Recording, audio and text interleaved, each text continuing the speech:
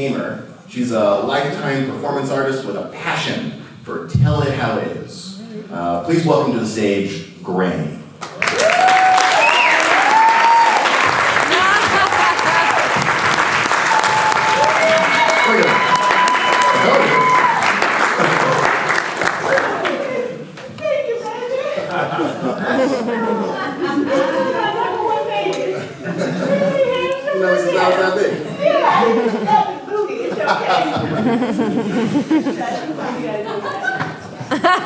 Excuse me, I got some notes. I made some notes for y'all tonight. Don't come much there these days, but I can put stuff there. Let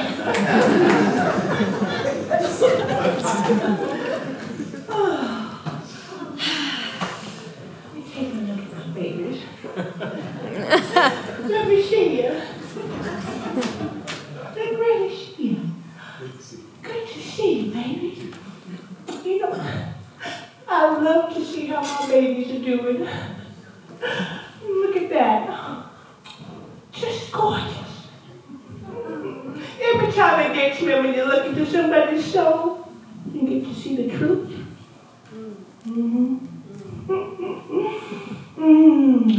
You feel real good, too. How you feeling? You feel good? Yeah. It's a real blessing to feel good in your body. Right? To feel safe and expressed. Well, I love expressing myself in all kinds of ways. I call it my sweet Jesus freedom. I'll be like, sweet Jesus, I feel good. And then I sit down for a moment, you know. But, you know, I have some notes here for y'all tonight. I just want to let you know, I do like saying sweet Jesus a lot. It feels good. Can we all say it together? That's right. I'm not no religious, though. Unless you call being touched by life a religion. Yeah, boy, have I been touched. I'm still being touched.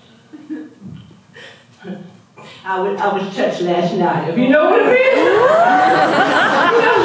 Just because I'm granted don't mean I'm dead. All right, now, that's right. But you know what I mean, though, don't you? To let life touch you. To let it change you. Right? That's the magic, babies. That place where the touch happens and then something new begins. That's the miracle, babies.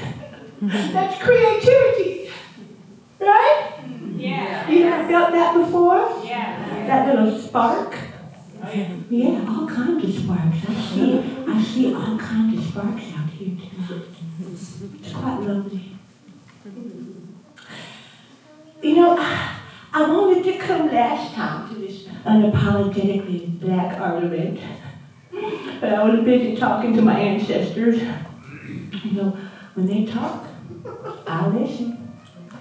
I learn after a while, when they start like knocking, and that gets really disturbing. So, anyway, I heard it was amazing. It was. Was it amazing? Yes. I heard the show was rising up in here through the roof, you know. I wish I was there. I did also hear that some people were a little confused, or maybe took offense to the word unapologetic. They thought it sounded defensive. Yeah, and you know, I just want to say, well, yeah. I mean, you know, like, there's nothing wrong with being defensive, baby. Defensiveness is an act of self-love. And it's good to love yourself, baby. It's good to love yourself. It's important to feel safe. I brought my notes right here in case I forget. It happens sometimes. You know, it's important to feel safe in your body. Safe to be yourself, right? Yes, that's what it's all about. And since the beginning of our time in this lovely country, it hasn't been safe for us black people to be ourselves. Yeah, we always have to apologize. Oh, I'm sorry, mister. Oh, I'm sorry, ma'am. Excuse me, sir. Oh, is my child acting up? Child, you better act right, you know? Oh, my gosh. I could go on for days about this, but I will stop here. I just want to say that,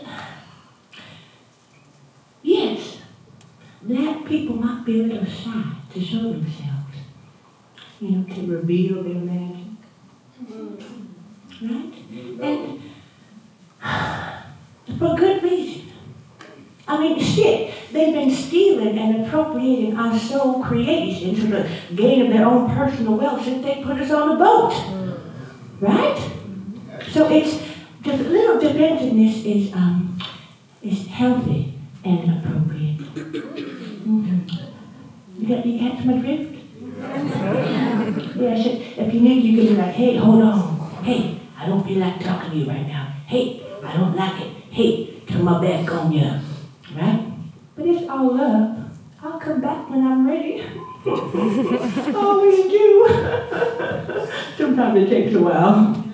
But, you know, all things heal in their time. There is no need to rush anything. Not babies? Mm-hmm. At least that's what I told Merton last night. Oh, Martin. He is my sweet man. You know, my wonderful surrender. He puts up with me, too. It's really funny. It's really fun, you know, just the two of us. Anyway, you know, it is good that we are getting together. How do you all feel out there? It's good that we are getting together and that we have each other. Right? We can lift up our voices and be heard. Right? That's what life is about. It's about lifting up each other. Right? We're laughing together, expressing ourselves, you know, feeling cozy in the love that we create together. Cozy like my pink socks. Oh boy, I love these socks. I got them at CVS. Yeah, it's my third day in a row wearing them. And you know what? I am unapologetic about that. Please, you know, let me know if you smell anything. If my socks are affecting you, because I like to know my impact. Because then I can clearly relate to my people. What people? You my people, baby. No, I'm not your people. You're not my How people? you're talking. No. Oh, what do you want to say about that? You tell me. I'm curious. No. Oh, This is a choice. what's a choice? You. This is my choice? Do you have offense to it? To say the least. Oh, I'm curious. Please let me know. I want to know my impact. I don't want to go down that rabbit hole in this place. That's a rabbit hole. That's what this place is about, baby. Yeah. That's why we're all here. I don't want to tell the story that I could about Santa Cruz and how racist it is. But it Santa just pulled Cruz it all is out of me. racist. Santa Cruz is racist. Let's all say it together. Santa Cruz is racist. I don't care how progressive a motherfucker thinks they is. Okay? I'm racist too, shit. I had life experiences that made me that way. All right. And that's the lens that I see through. Right? You speak the truth. But that's why I'm here. That's why I'm here with my babies, because I want to be able to talk about it. And I'm sorry if anybody is taking offense. I really appreciate you talking. It makes my heart open wide. Thank you so very much. Yeah.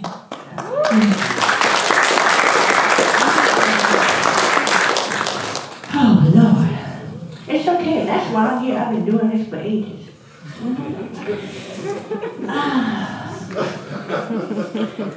I'm going to tell a story. Can I tell a story? Yeah. Okay.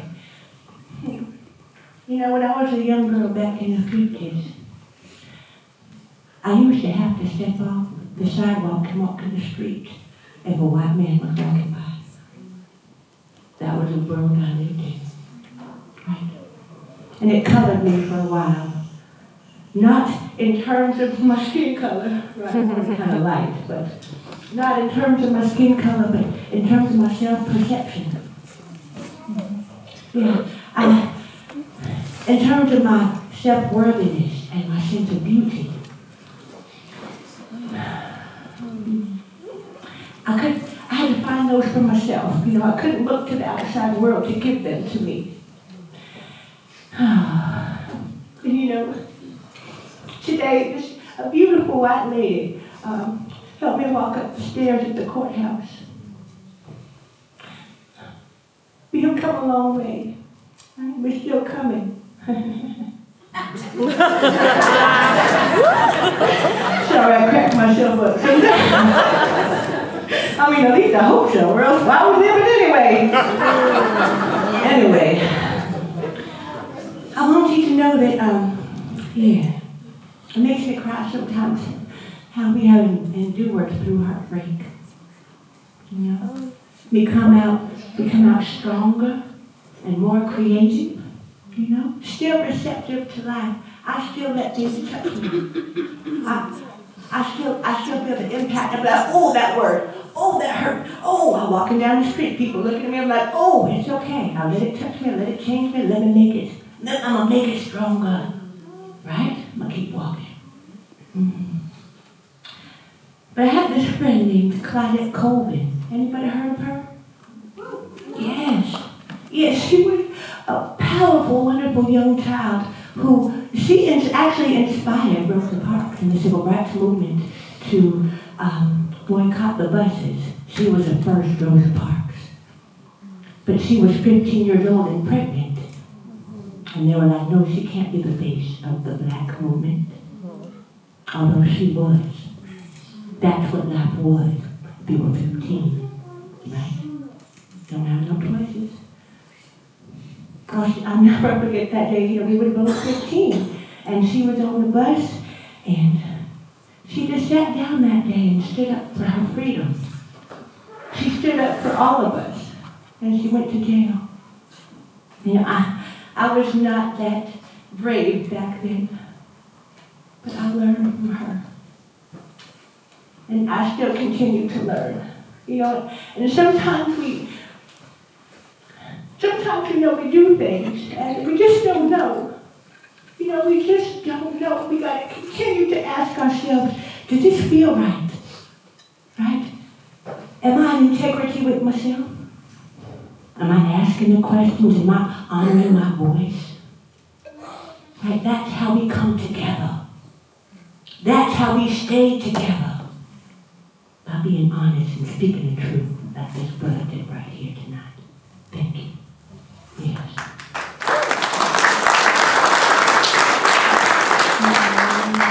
Before I go, I also want to speak to something called beauty.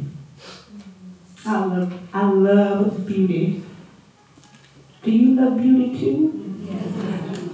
It makes my heart open wide. You know, it makes me breathe deeply when I'm surrounded by beauty. You know, souls have been traveling towards your beauty over eons, lifetimes upon lifetimes, so that they can remember who they are.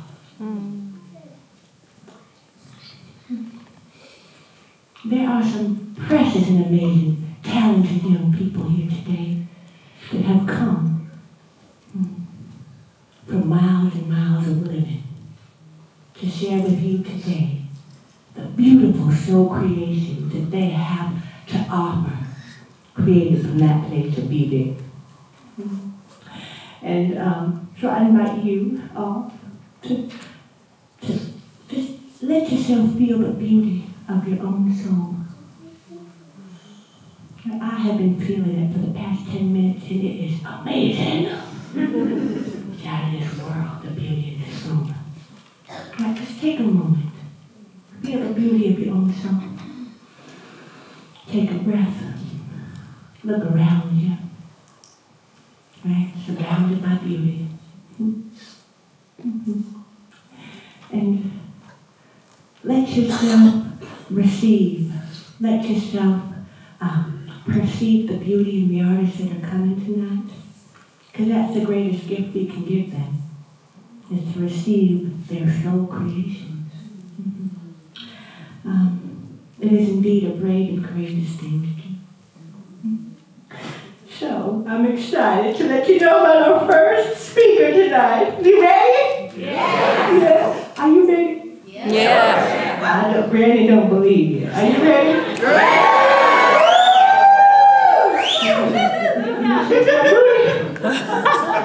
I'm ready. Okay.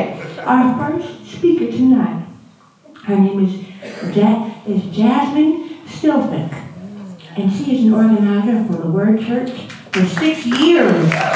Yes. I saw her at TEDx some years ago and she was amazing. So she gonna bring it real good. You ready to get it? Yeah. All right, she's also a mother of 2 young adults, so that says a lot. That is like the #1 job. Everybody give it up for Jasmine. Bring it up, baby.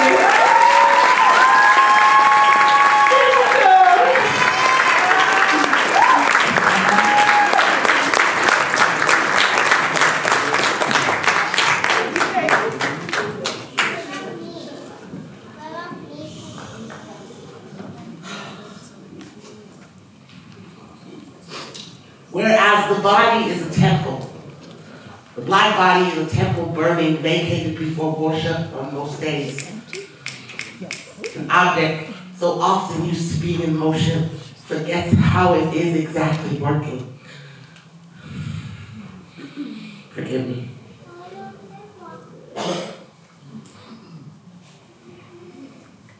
Let's try that again.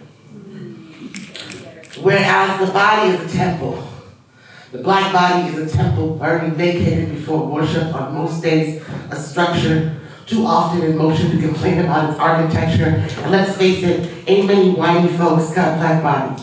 And most of us have an uncle whose knees swell with the moon, who will never share his nerve narratives with his doctor, an auntie with the sugars, hypertension, that will grasp at her chest silently over freshly cooked southern food. And can't many imagine complaining about pain as hobby? It is as though there is an invisible auction block swinging over our head, reminding us our bounty is only good while strong and lean. May 29th, 2013. I am arrested for bouncing a check. Clearly, another poem altogether. 6 of us hold the ritual of being held captive in a van. 3 of us complain at every turn, twist, bump. 3 of us take it, like slavery is genetic. See, this is also ritual. June 2006. The doctor says it takes 6 to 12 gallstones to be eligible for surgery. He looks at my center with sound, making faces he clearly didn't learn in medical school. You have 121. How much pain can you hold? July 1989. The First Lady of the First Baptist Church with the shiny skin and good hair says, she didn't even know I was mixed on account of how strong I was. The black woman can take strength, pain, that I'm growing into a black woman just fine. Again, how far does this go back? See, the black body is a time capsule with a consistent narrative. A weed that knows what it is to resurface through concrete and still survive. So here's a prayer for the black body. Blessed be these melanin memories that share strength in this way. Holy be the black body, scattered in triangles on the floor of the Atlantic. The captive black body, all locked up and everywhere to go. The frail black body, having beat all statistics available. The newborn black body, just available.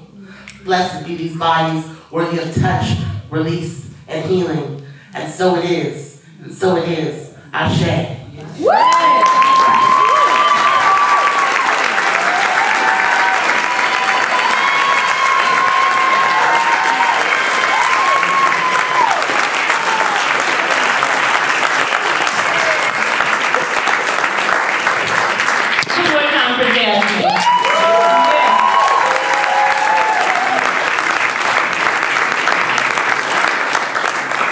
That was a mic drop if I ever heard one. And I'm out. Oh, thank you. Black body, black mother, black soul. Can we all take a breath together? Let's do one more. Just make a big sound. That would be good.